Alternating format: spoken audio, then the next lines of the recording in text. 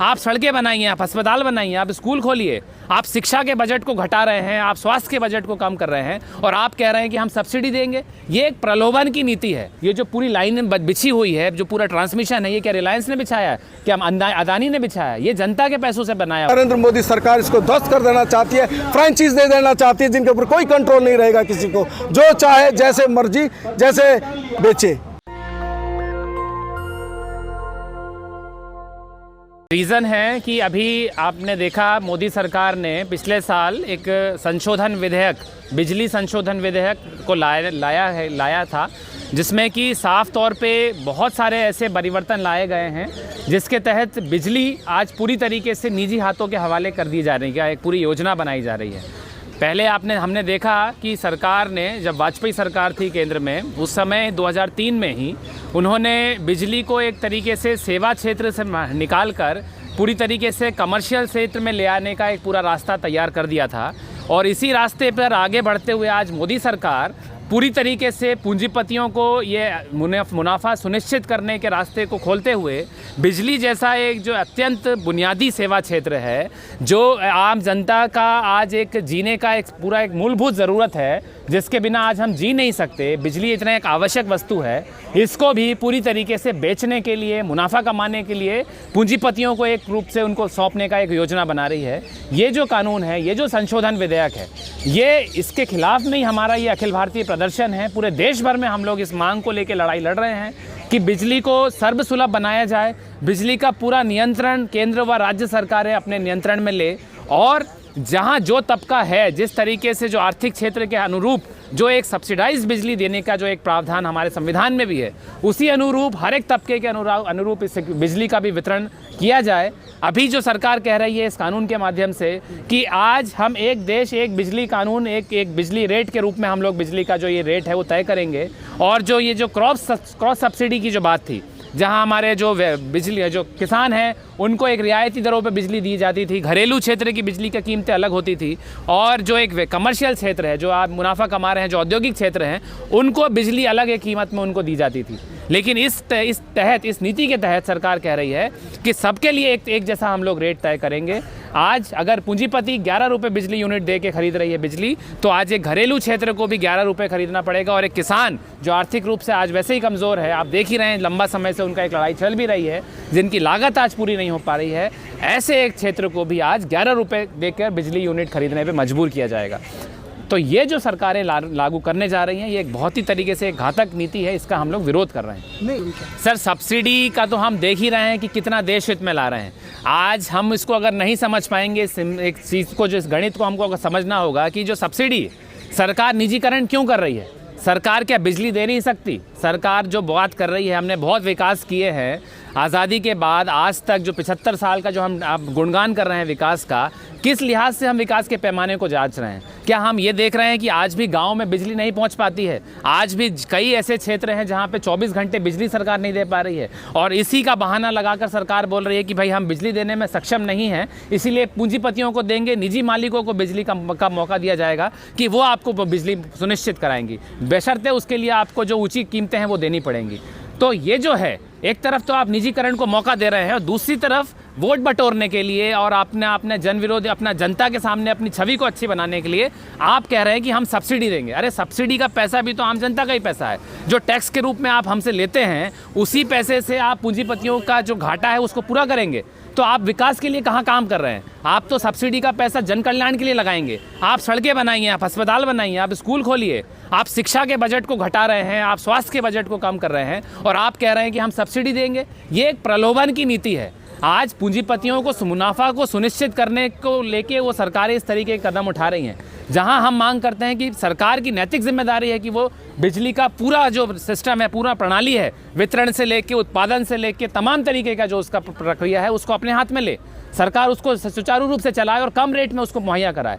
लेकिन इसके विपरीत सरकार ऐसा जो है ना, कि अगर सरकार ये कहती है कि हमारे पास फंड की कमी है और इसीलिए हम लोग गांव शहर तक बिजली नहीं पहुंचा पा रहे हैं, तो ये साफ तौर पे हमें समझना पड़ेगा कि कितना एक दोगली बातें हैं। एक तरफ तो आप कई हज़ार करोड़ रुपए लगाकर एक तरीके से आलीशान अपना एक विस्ता बना रहे हैं, जहां पे आपके ऐशो आराम की ज़रूरतों को पूरा करने के लिए, और वहां आप देश के जो जन कल्याणकारी योजनाएं हैं उसको आप औने पौने दाम पे पूंजीपतियों को दे रहे हैं। आपको शायद इतिहास जानते हैं कि आज़ादी के बाद से ही जो नीति सरकार ने लाई थी उसमें कहा गया था कि जितने भी जो हम कह रहे हैं की इंडस्ट्रीज़ हैं, जो बुनियादी से क्षेत्र हैं, उसका निर्माण, उसका गठन की प्रक्रिया में सरकार आगे आएगी। ये जो तमाम जो बड़े बड़े रेल है, कोयला है, आयरन, ये जो लोहे का इस्पात की जो कारखाने हैं, बिजली है, परिवहन है, ये शुरुआत में किसके हाथ में थे? तमाम तो सरकार ने क्षेत्र लगाए। अरबों खरबों रुपए जो निवेश किया पूरी बिजली की लाइनों को बिछाने में, बिजली को उत्पादन करने में, ये तो जनता की संपत्ति, जनता के पैसों से ये खड़ा हुआ है। लेकिन आज जब ये मुनाफा दे रही है, जब आज ये पूरी तरीके से जन कल्याण के हित में है, तो ये बना बनाया पूरा ढांचा आप पूंजीपतियों को दे रहे हो, सौंप रहे हो औने पौने दाम पे। ये आपको किसने अधिकार दिया कि जनता के टैक्सों से जो आपने निर्माण किया, आज आप किसको किसी तरीके से ये दिखा रहे हो कि आप सक्षम नहीं हो या घाटा है? इस तरीके की बहानाबाजी लगा के आप जनता की जो संपत्ति है उसको पूंजीपतियों को दे रहे हो। ये रिलायंस का तो ये ढांचा नहीं है। ये जो पूरी लाइन बिछी हुई है, जो पूरा ट्रांसमिशन है, ये क्या रिलायंस ने बिछाया है? क्या अदानी ने बिछाया है? ये जनता के पैसों से बनाया हुआ है। तो आप कैसे इसको दे सकते हो कि आप इसको आप चलाओ, सिर्फ मुनाफा कमाने के लिए आप अंबानी को दे रहे हो? जैसे आपने देखा साफ तौर पे भारतीय रेल का हाल क्या कर रहे हैं। ये जो पूरा भारतीय रेल है, जो जनता के गाड़ी कमाई से, टैक्सों के पैसे से सरकार ने बनाया है, आज इसके संचालन की पूरी जिम्मेदारी आपने प्राइवेट प्लेयर्स को दे रहे हो। 150 ट्रेनों के, 150 रूटों के आपने प्राइवेट हाथों में दे दिया। तो ये तो साफ तौर पे दर्शाता है कि जनता, सरकार ये पूंजीपतियों की आज पूरी सेवादार तरीके से काम कर रही है, उनकी दलाली कर रही है, उनको कैसे मुनाफा पहुंचाया जाए उन्हीं के लिए काम कर रही है। ये बिजली कानून हो या कृषि कानून हो, हर तरीके के कानूनों को हमने देखा। नई शिक्षा नीति सरकार ला रही है, शिक्षा को पूरी तरीके से पूंजीपतियों को मुनाफे के लिए छूट दे रही है, खुली छूट दे रही है। तो ये आज किसी तरीके से कोई पर्दे की बात नहीं है, ये छुपी हुई बात नहीं है कि सरकार की मंशा क्या है। हमें ये समझना पड़ेगा, हमें ये आवाज़ को बुलंद करना पड़ेगा कि लड़ाई को हमको हर कदम पे सरकार से लड़ना है। हर विरोधी, हर तरीके की नीतियां जो सरकार पूंजीपतियों के हक में ला रही है, इसके खिलाफ में लड़े बिना और कोई रास्ता नहीं है। और ये मिसाल आज हमको हमारे सामने किसान भाइयों ने हमारे सामने पेश किया, जिस तरीके से निरंतर 1 साल का उन्होंने अभियान चलाया, एक संघर्ष को आगे बढ़ाया, हर तरीके की कष्ट को झेलते हुए उन्होंने लड़ाई को आगे बढ़ाया। इसी का नतीजा है कि इतनी तानाशाह सरकार भी आज झुकने पर मजबूर हुई है। ये जो तमाम पार्टियाँ हैं, जो तमाम राजनीतिक दल हैं, इन सभी का एक ही उद्देश्य है पूंजीपतियों की, उनको कैसे मदद पहुँचाए। वो भले ही अलग झंडे से हो, अलग नाम से हो, अलग उनकी नारेबाजी करती हो, लेकिन अंदर खाते अगर आप देखेंगे तो सबका एक ही मकसद है कि पूंजीपतियों की दलाली करना है। चाहे कांग्रेस ने हो, कांग्रेस ने भी पिछले 50 सालों में देश में हर तरीके की चीज़ों का निजीकरण लेके आए, उसी सिलसिले को आज बीजेपी आगे बढ़ा रही है। तो कोई अंतर नहीं है और आप इनसे बिल्कुल उम्मीद नहीं कर सकते कि सदन में ये इसके खिलाफ में आवाज़ उठाएंगे, ये जनता का प्रतिनिधित्व करेंगे। तो इसीलिए जनता का हमको ये आवाज़ उठानी पड़ेगी। और जब तक ये जो अगर संसद मौन हो गई तो जनता को सड़कों पे आना पड़ता है, आएगी, और यही रास्ता है हमको अपनी आवाज़ को उठाने का, और कोई तरीका नहीं है। आप सोचिए कि इस तरीके की लोकतांत्रिक प्रक्रिया का जो एक पूरा हमारे देश में जो एक पूरा सिस्टम बना हुआ है, न्याय प्रक्रिया कह लीजिए या आप संसदीय प्रणाली कह लीजिए, ये तमाम तरीके की जो चीज़ें हैं, ये सिर्फ और सिर्फ पूंजीपतियों की सेवा करने के लिए, उनकी मुनाफा को सुनिश्चित करने के लिए, उनकी नीतियों को उनके हक में बनाने का काम करती है। इसीलिए जनता का एकमात्र अभियान, मतलब जो एक आंदोलन की ताकत है, वो रास्ते पर आके संघर्ष के आंदोलन को ताकतवर बना के एकजुट होकर ही लड़ाई को अगर हम लोग संगठित करेंगे, इसी रास्ते हम अपनी जीत को सुनिश्चित कर सकते हैं। प्रधानमंत्री नरेंद्र मोदी कहते हैं सबका साथ सबका विकास। बहुत कुछ कह रहे हैं, वो तो जुमलेबाज सरकार है, वो तो हर तरीके से विकास की बात कर रही है। किसका साथ और किसका विकास? हर कदम पे आप देखिए, एक उदाहरण आप बता दीजिए कि जहाँ पे हम बोल सकते हैं कि भाई आम जनता का विकास हो रहा है। पेट्रोल की कीमतें आज हमारे देश में आसमान छू रही है, 100 का आंकड़ा पार कर चुकी है। हमसे गरीब देश भी हमसे कम कीमतों में पेट्रोल दे रहा है। भुखमरी का आप आंकड़ा उठा के देखिए, अभी आंकड़े आए हैं 116 देश की लिस्ट में, हम 101वें लिस्ट पे हमारा नाम है भुखमरी में। हम खाना नहीं दे पा रहे हैं लोगों को। किसका विकास हो रहा है? हम तो खाई देख रहे हैं यहाँ पे, हम तो असमानता की 2 खाई देख रहे हैं। एक हम देखेंगे कि देश में जो पूंजीपतियों की सूची में जो टॉप पूंजीपति है वो भी हमारे देश का ही है, और हम देख रहे हैं कि भुखमरी के आंकड़े भी हमारे देश में सबसे ज़्यादा है। प्रधानमंत्री तो ये इसी कि किसान जब 1 साल से यहाँ बैठा रहेगा तो भुखमरी आएगी ही। ये तो बात है, ये तो पूरी तरीके से गैर लोकतांत्रिक बात करना हुआ। इतने बड़े एक संवैधानिक पद पे बैठ के अगर इस तरीके की बात करें, पहले तो आप उनको किसान मानने से इनकार कर रहे थे, पहले तो आप कह रहे थे कि चंद किसान हैं, आज भी जब आपने वापस लिया तो आप ये कह रहे थे कि हम चंद किसानों को नहीं मना पाए। तो अगर चंद किसानों का प्रभाव इतना है कि देश की फूड खाद्य समस्याएँ बढ़ गई हैं, और आप देखिए, आप ही लोगों को पता है, मीडिया के माध्यम से आप लोगों ने देखा होगा कि लाखों लाख टन अनाज सिर्फ गोदाउन में इसलिए सड़ के फेंक दिया जाता है क्योंकि उसकी प्रॉपर देखभाल नहीं होती है, बरसात में भीग के वो वो अनाज सड़ जाता है। तो ऐसे समय में, ऐसे एक देश में अगर ये बयान सरकार देती है तो एकदम हास्यास्पद बयान है। उनको खुद ही सोचना चाहिए कि वो क्या बोल। आज हम एक भी उदाहरण हम के सामने अगर हो कि हम बता सकें कि ये जन कल्याण के लिए सरकार कर रही है या इस तरीके से सरकार ने कुछ काम किया हो, एक भी आप अगर मुझे नीति बताइए इस 10 साल के इनके दरमियान कि इन्होंने कुछ किया हो, तो ये तो एक सही में हम उसकी तारीफ़ करेंगे, बिल्कुल होना चाहिए। लेकिन हम तो ऐसा एक भी कानून, ऐसा एक भी नीति सरकार की आज नहीं देख पा रहे हैं जो कि हम ये कह सकें कि जनहितैषी हो।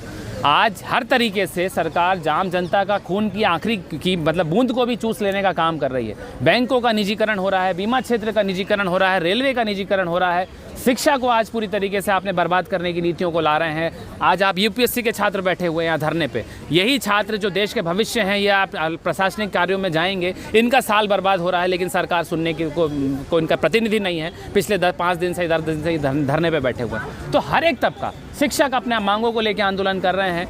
हर एक क्षेत्र में आप देखिए कि किस तरीके का आज माहौल बन गया है। कोई भी तबका ऐसा नहीं है जो ये बोल सके कि नहीं हमारे तबके के लिए कुछ फ़ायदा हुआ हो या हमको कुछ सुविधाएं मिल रही हो। कुछ क्षेत्र हैं जो कि तथाकथित रूप से जो भक्ति का काम करते हैं, वो आज सिर्फ और सिर्फ एक ही मुद्दा रह गया है कि भाई हम धर्म की राजनीति कर सकते हैं, ये हिंदुओं की राजनीति कर सकते हैं। लेकिन हमको ये समझना पड़ेगा कि धर्म करने से ना पेट पलता है, ना ही बच्चों की शिक्षा होती है, ना ही स्वास्थ्य सेवाएं पूरी होती है और ना ही हमको बिजली मिल पाएगी। इसलिए असली मुद्दों पे हमको समझना पड़ेगा, बात करना पड़ेगा, चर्चा करनी पड़ेगी। तर्क वितर्क के आधार पर अगर हमसे कोई ये बोले कि हाँ ये कानून बेहतर किया है सरकार ने, तो बिल्कुल हम मानेंगे। हम ऐसा नहीं है कि आँख बंद करके विरोध करना जानते हैं, लेकिन जो जायज़ मांगे होगी उसको लेकर जब तक आवाज़ नहीं उठाएंगे तब तक ये भी नहीं होगा कि सिर्फ हमने सरकार को चुन लिया और हम इसी भरोसे बैठे रहेंगे कि वो हमारे लिए कुछ कर रही है। देखिए, मैं संक्षिप्त में एक बात कहूं कि ये जो बिजली विधेयक जो 2021, ये सरकार ने पहले कहा, किसानों के साथ वायदा किया कि जब किसानों ने 4 मांगे रखी तो उन्होंने शोर मचाया गया कि 2 मांगे हमने मान ली हैं, जिसमें बिजली विधेयक नहीं लाएंगे और पराली के कानून के ऊपर हम जो है वो करेंगे, उसको भी ड्रॉप कर देंगे। तो बड़ा शोर मचा 50%।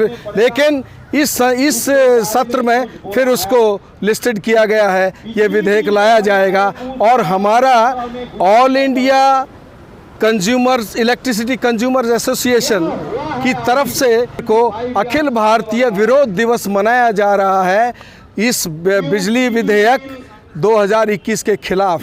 इससे पहले हमने 10 नवंबर से लेकर 25 नवंबर तक एक पखवाड़ा मनाया था, जन जागरण अभियान चलाया था कि ये बिल कितना खतरनाक है, अगर ये विधेयक बिल बन जाता है तो कितना खतरनाक है। इसने इलेक्ट्रिसिटी जो 2003 का बिल था, इसने एक प्राइवेटाइजेशन को एक द्वार खोल दिया था। इसमें निजीकरण का जो पूरा ये किया गया था, खाका पेश किया गया था। अब ये उससे भी आगे बढ़ के इस विधेयक के अंदर जो खतरनाक 2-3 बातें हैं वो ये हैं कि इसमें जो तमाम पावर जो है वो सेंटर के पास होंगी। एक नियामक आयोग बनाया जाएगा जो तमाम चीज़ें तय करेगा और जिसकी पावर जो है वो हाई कोर्ट के बराबर होंगी। मतलब कोई भी अगर डिफ़िकल्टी किसी कंज्यूमर को होगी तो वो ये नियामक में नहीं, अगर उसका समाधान होगा तो उसको जाना पड़ेगा सुप्रीम कोर्ट में। और आप जानते हैं सुप्रीम कोर्ट में तो सिर्फ कंपनियां ही जा सकती हैं। और एक सबसे बड़ा जो खतरनाक इसके अंदर है कि ये सेंटर की पावर होगी, तमाम स्टेट से सारे अधिकार छीन लिए जाएंगे, बिजली का वितरण का तमाम चीज़ें। आज जो राज्यों से हम जो लड़ भिड़ के जो कुछ किसान जो है कुछ सहायता प्राप्त कर लेते थे, कुछ राज्य सरकारें अपने लोगों को, गरीब लोगों को कुछ रियायतें मुहैया करा देती थी, वो सारी रियायतें देने का उनका अधिकार ही ख़त्म हो जाएगा। और जो राज्य सरकारें, जैसे मान लो दिल्ली के अंदर आइए, अरविंद केजरीवाल यहाँ 200 यूनिट फ्री करने की बात कर रहे हैं। मान लो पंजाब के अंदर किसानों को बिजली फ्री दी जाती है। मान लो वहाँ पंजाब में अब इलेक्शन हो रहे हैं तो वो कहा जा रहा है कि कोई कह रहा है हम 300 यूनिट फ्री दें, कोई 400 यूनिट फ्री दें, कोई 600। पर ये वो कह रहे हैं कि हम सरकार में, वो ये तमाम अधिकार ही छिन जाएंगे उनके। वो जो जो थोड़ी बहुत जो राहत ले सकते थे, जो अपने इससे लड़के हम हासिल कर सकते थे राज्य सरकारों से, वो भी अधिकार अब ख़त्म हो गया। एक दूसरा सबसे खतरनाक इसके अंदर जो है ये है कि वो कह रहे कि बहुत ह्यूज जो एरियर इकट्ठे हो गए हैं। अरे वो एरियर तो हैं सरकारों के एरियर्स हैं। लोगों के एरियर को तो आप तुरंत जाके बिजली काट देते, उसके ऊपर तो आप वो कर देते हो। लेकिन अब वो कह रहे कि हमें इसके लिए प्रीपेड मीटर लाएंगे, मतलब जिस तरीके से प्रीपेड आपके जो मोबाइल्स में होता है, प्रीपेड मीटर लाएंगे वो लोग। और वो प्रीपेड मीटर में जो ही आपका चार्ज खत्म हो जाएगा आपकी बिजली कट जाएगी। और अब तो हम ये भी जांच सकते थे कि भैया मीटर तेज चल रहा है, मंदा चल रहा है, उस प्रीपेड मीटर पर कोई कुछ नहीं कह सकता, वो चाहे तेज चले चाहे मंदा, जो चले, जो भी हो। ये एक सबसे बड़ी जो है वो कि हमारे यहाँ मतलब जो क्रॉस सब्सिडी थी, वो क्रॉस सब्सिडी जिसे हम कहते थे, हालांकि क्रॉस तो क्या है कि ये लोड के हिसाब से, एरिया के हिसाब से स्लैब्स बनाए हुए थे भाई गरीब तबके को कुछ राहत देने के लिए। और जो बल्क जो कंज्यूमर्स हैं, जो मुनाफा कमाते हैं, जो उद्योग में जो बिजली खर्च करते हैं, उनके अंदर उनके जो स्लैब्स में जो फ़र्क था, वो स्लैब्स का फ़र्क मिटा दिया जाएगा। मतलब ये विधेयक अगर पास होता है, अगर ये फ़र्क मिटा दिया जाएगा, मतलब जो उद्योगपतियों की जो दरें हैं वो कम हो जाएंगी और आम कंज्यूमर की दरें बढ़ जाएंगी। एक और पॉइंट मैं बता दूं, वो है क्रॉस बॉर्डर ट्रेड। इलेक्ट्रिसिटी का क्रॉस बॉर्डर ट्रेड होगा, ये बड़ा ख़तरनाक है। हमारे चाहे यहाँ लोग बिजली को तरसते रहें, अगर उनको ज़्यादा दामों में बिजली मिलेगी तो उसको निर्यात कर दिया जाएगा, बाहर भेज दिया जाएगा और मुनाफा लूटा जाएगा। इसीलिए हम कह रहे हैं ये बहुत ही खतरनाक है, सबको इसका विरोध करना चाहिए। और ये बिजली सबका हक है, ये सेवा है, ये कोई धंधा नहीं है। ये जो सरकार द्वारा मुहैया कराई जानी चाहिए, सस्ती दरों पर सबको दी जानी चाहिए, जो कि 1948 के कानून का जो मेन थीम था, उसको इन्होंने तहस नहस कर दिया। पहले वाजपेयी सरकार ने किया 2003 में बिल ला के, और अब नरेंद्र मोदी सरकार इसको ध्वस्त कर देना चाहती है, फ्रेंचाइज दे देना चाहती है, जिनके ऊपर कोई कंट्रोल नहीं रहेगा, किसी को जो चाहे जैसे मर्जी जैसे बेचे। नेशनल दस्तक की आपसे गुजारिश है कि अगर इसको बचाना चाहते हैं तो नेशनल दस्तक को सब्सक्राइब करने के लिए रेड कलर के सब्सक्राइब बटन को दबाएं, फिर बेल आइकन की घंटी दबाएं।